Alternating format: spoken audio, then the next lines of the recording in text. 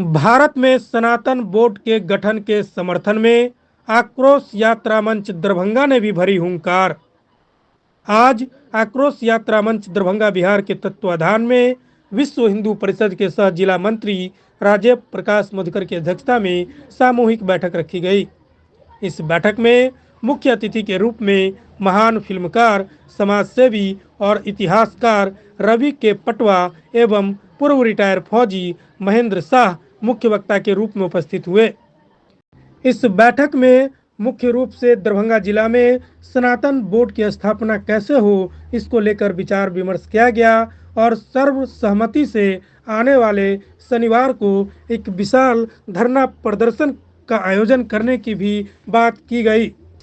सर्वसहमति से यह निर्णय लिया गया कि 22 नवंबर 2024 स्थान मनोकामना मंदिर के प्रांगण में दोपहर 12 बजे से धरना का कार्यक्रम किया जाएगा। आक्रोश यात्रा मंच दरभंगा के बैनर तले यह सारा कार्यक्रम किया जाएगा। मुख्य रूप से इस कार्यक्रम में आक्रोश यात्रा मंच के तत्वाधान में विश्व हिंदू परिषद बजरंग दल, मिथिला संकट मोचन कमेटी, भारतीय जनता पार्टी युवा मोर्चा और महिला मोर्चा एवं सभी सनातनी संगठन इस धरना में उपस्थित होंगे। वहीं इस मौके पर मुख्य अतिथि के रूप में उपस्थित महान फिल्मकार, समाजकार रवि के पटवा ने बताया कि देश चला संतों के साथ, अब होगी ताकत की बात। देश अगर संविधान से चल रहा है तो वक्फ बोर्ड और अल्पसंख्यक कल्याण बोर्ड क्यों? अगर ऐसा है तो हमें भी सनातन बोर्ड चाहिए।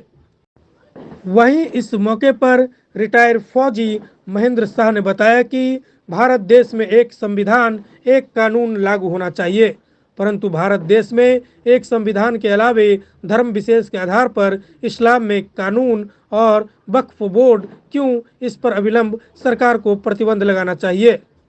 यदि सरकार इस पर प्रतिबंध नहीं लगा पाती है तो हम सनातनियों का भी बोर्ड स्थापित कर दे। अगर सनातन बोर्ड स्थापित नहीं होता है तो मिथिला के धरती से यह आक्रोश का आगाज किया जाएगा। आक्रोश यात्रा मंच के तत्वाधान में यह आंदोलन सड़क से संसद तक पहुंचेगा। वहीं इस बैठक में विजय श्री प्रसाद, सौरभ शुभम, पंकज बारी, मुन्ना महासेठ, विकास सहनी, प्रभात प्रसाद, मंगलम गोडसे, मनीष पुरी, सपना भारती, सौरभ गुप्ता, राहुल राज, मोहन कुमार, कुंदन कुमार, मुन्ना महासेठ, राजीव रंजन, सौरभ कुमार मिश्रा, विक्रम चौधरी, प्रभास आनंद झा समेत दर्जनों कार्यकर्ता शामिल हुए।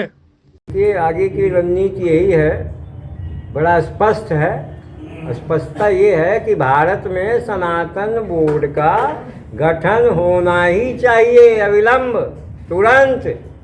अगर भारत के संविधान में मुस्लिमों का वक्फ बोर्ड बना, 1954 में नेहरू जी ने बना दिया, उसके बाद फिर जो है इंदिरा गांधी ने देश को रात में इमरजेंसी में धर्मनिरपेक्ष डिक्लेयर कर दिया, सेकुलर डिक्लेयर कर दिया संविधान में परिवर्तन करके। तत्पश्चात सोनिया गांधी आई पावरफुल होके, रिमोट कंट्रोल से सरकार चलाती थी और उस काल में वक्फ बोर्ड को असीमित अधिकार प्रदान कर दिए गए जो राष्ट्रहित में घातक है। अब संविधान, चलो भाई सेकुलर देश है, बड़ी अच्छी बात है, हम सब धर्मनिरपेक्ष देश में रहते हैं। तो स्थिति ये है हमारे धर्मनिरपेक्षता में कि हम भारत के संविधान के अंदर जब धर्मनिरपेक्ष है, ये भाई सनातन धर्मियों का अधिकार कहाँ है?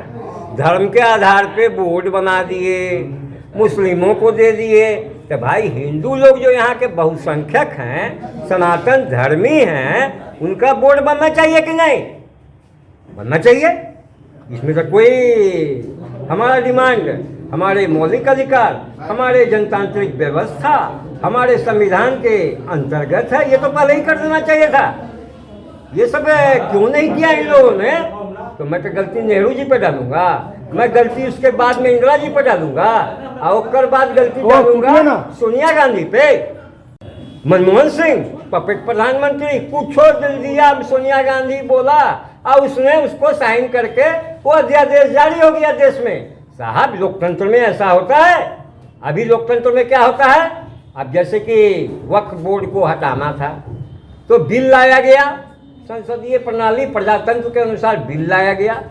कुछ लोगों ने विरोध किया, जो होना स्वाभाविक था, तो भाई उसकी एक बोर्ड की गठन हो गई।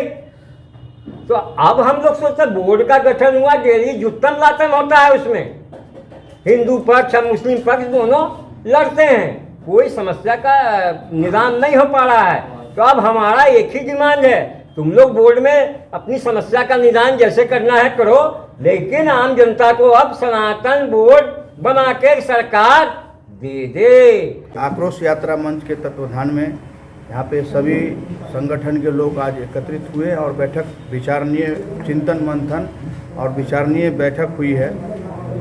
देश में जिस प्रकार का माहौल है मुस्लिम वक्फ बोर्ड को लेकर, यह जो वक्फ बोर्ड हम सनातनियों के लिए खतरा साबित हो रहा है। आने वाला समय हम लोगों का बहुत ही पहाड़ जैसा होने वाला है। इसके लिए जब भारत में एक संविधान है तो उसके अलावा दूसरा संविधान क्यों, इसका मैं घोर निंदा करता हूँ। दूसरी बात कि अगर वक्फ बोर्ड भारत के अंदर चलता है तो सनातन बोर्ड क्यों नहीं।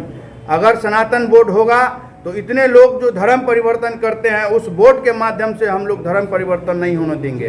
दूसरा कि जो बड़ा जो लैंड जिहाद हो रहा है, बड़ा जो जमीन है उसको जिहाद करने वाला वक्फ बोर्ड के माध्यम से जो कर रहा है, अगर हमारा सनातन बोर्ड होगा तो उसे हम लोग रोक सकते हैं। दूसरा लव जिहाद जो हो रहा है वक्फ बोर्ड के सोची समझी साजिश के तहत, उसे हम लोग अगर हमारा सनातन बोर्ड होगा तो हम लोग उसे रोकने का प्रयास करेंगे। और यह भारत देश में केवल सनातनियों का भारत है, तो इस भारत देश में सनातन बोर्ड क्यों नहीं।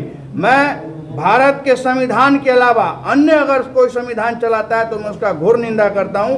अगर कोई और संविधान है तो भारत में सनातन बोर्ड होना आवश्यक है। इसके लिए कल हम लोगों ने आह्वान किया, संतों के आह्वान पर दिल्ली में सांसद हुई, वहाँ जनसलाब उतरे संतों की, और वहाँ से पूरे देश में यह एक मैसेज गया है कि भारत देश में सनातन बोर्ड की जल्द से जल्द स्थापना हो, अन्यथा समय बहुत नज़दीक आ रहा है। जब तक सनातन एक नहीं होंगे, भारत का विविधता में एकता, भारत की विशेषता, तो हम सनातनियों को लाख विविधता है परंतु एकता होना बहुत जरूरी है। अगर हम लोग अब नहीं जागेंगे तो कभी नहीं जाएंगे, अब नहीं तो कभी नहीं।